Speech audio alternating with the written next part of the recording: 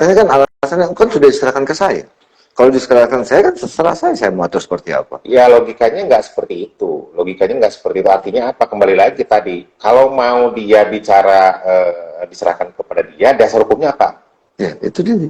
Karena kan pihak pertama, pihak kedua menyerahkan ke saya. Ya, WHPP, pihak ketua Pengwil sepakat. tupoksinya ada nggak? Tupoksi dia sebagai katakanlah gitu ya, menteri, sebagai dirjen gitu ya, yang kemudian bisa menentukan katakanlah ketua umum, menentukan anggaran dasar rumah tangga, menentukan e-vote dan seterusnya gitu ya. Itu kan sebetulnya kembali lagi ke dalam konteks ADART tadi itu ya. Jadi selalu orang itu mengatakan, oh katanya pinter ADART, tapi kok nggak paham. Ya kembali lagi gitu loh. Bagaimana ADART itu merupakan bentuk perjanjian antara anggota. Bagaimana antara anggota itu berjanji sehingga merumuskan yang disebut sebagai ADART. Oke. Bagaimana kemudian kita pahami ADART itu hanya berlaku untuk anggota dong. Iya sih. Betul. Nah, oleh karena itu kita lihat dalam konteks asas hukum. Asas hukum apa diantaranya? Asas personality tadi. Personality. Apa asas personality? Hanya berlaku untuk para pihak yang membuatnya. Yang ada di dalamnya. Di dalamnya ada asas kepribadian. Hanya menyangkut itu. Berarti kalau diperbandingkan AD, ART, kedokteran, nah itu ID, yang orang dokter-dokter aja yang berlaku. Ya iyalah, masa ini kan logikanya gitu di mana-mana juga kan. Berarti ada ART INI gitu ya, juga hanya untuk notaris dong. Sekarang tiba-tiba kemudian itu diatur oleh pihak lain. Perkara pihak lainnya itu adalah raja, sultan atau apapun. Walaupun yang ngeluarin SK sekalipun. Iya, nggak bisa dong. Itu kan.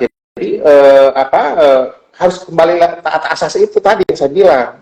Jadi taat asas itu bukan hanya cerita bohong-bohongan. Nah, bagaimana mungkin kemudian bisa intervensi? Ya hakim nih dalam konteks suatu perkara tidak bisa dong intervensi kemudian membatalkan suatu perjanjian.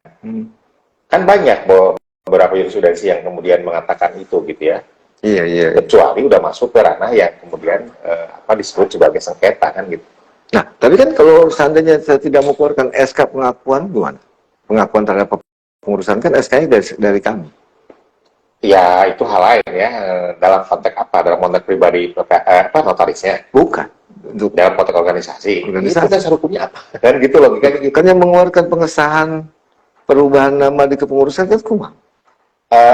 Itu hal lain ya. Jadi kayak partai politik kan. Partai politik juga kan pernah kalau tidak salah Partai Demokrat kalau nggak salah ya. Demokrat juga sama kan. Kalau ada masalah ya tidak akan berproses dong harusnya.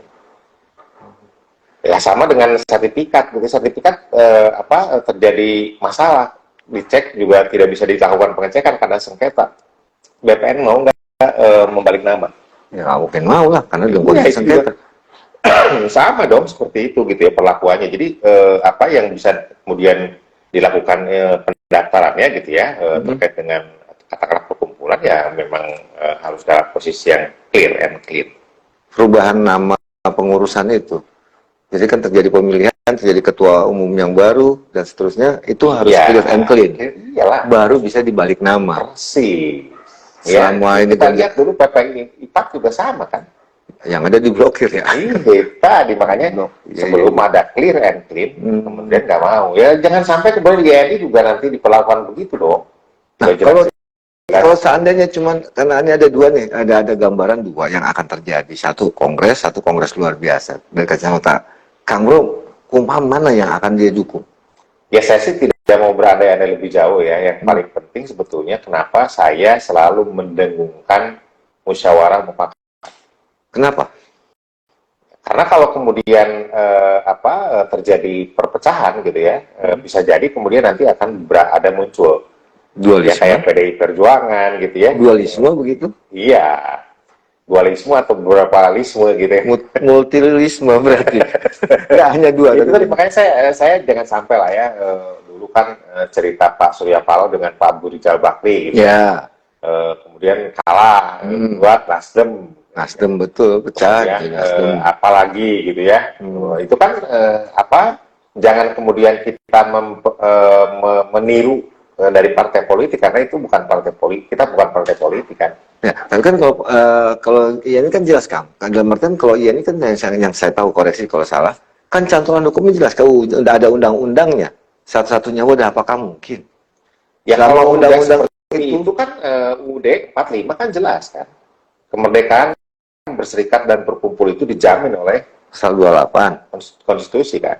Iya. Nah kalau kemudian cantolannya ke situ, walaupun memang kalau dalam beberapa gugatan di MK kan wadah tunggalnya tetap kan gitu. Tapi kan kalau udah seperti ini, mungkin nanti akan kembali lagi seperti tadi kan. Nah ini yang kemudian sebetulnya harus dihindari gitu loh. Dengan cara apa? Dengan cara yang tahan diri. Semuanya itu harus kemudian mengutamakan musyawarah untuk mufakat. Nah, kalau misalnya mufakat untuk melanggar anggaran dasar gimana? Nah itu yang saya maksud di wawancara sebelumnya kan saya sebutkan. Adalah Rembuk Nasional Jilid 2. Oke. Ya, dengan cara apa? Dengan cara melaksanakan kongres luar biasa. Oke. Dengan agendanya? Agendanya lebih jauh.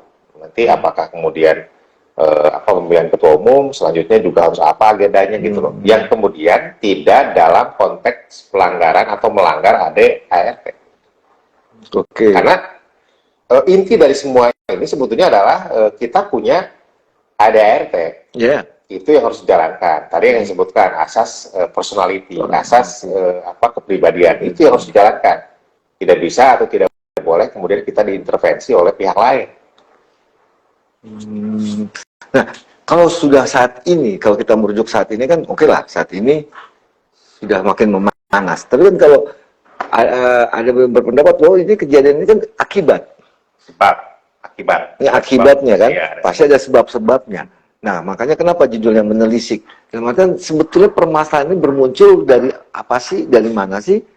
Kemudian di sisi mana yang benar-benar terjadi pelanggaran terhadap aturan main yang tadi Kang Bro jelaskan, yang bersifat personality tadi? Ya sebetulnya dari awal terkait dengan masa jabatan dulu ya. Masa jabatan 3 tahun. Satu periode itu kan 3 tahun kan. Masa jabatan presiden juga 5 tahun kan. Satu periode itu, dan sudah berakhir tanggal berapa. SK notaris juga sama. Iya. Ada waktunya, ada tanggalnya kan. Nah itu dari situ sebetulnya. Kalau kemudian sudah habis, ya harusnya kemudian habis dong. Ya, kalau kemudian bisa diperpanjang, ya boleh saja. Ada mekanismenya. Mekanismenya boleh. Oke. Apakah dengan PLT, apakah dengan PLH, itu nggak ada masalah. Siapapun yang nanti kemudian menjadi ketua umumnya nggak ada masalah kan gitu ya.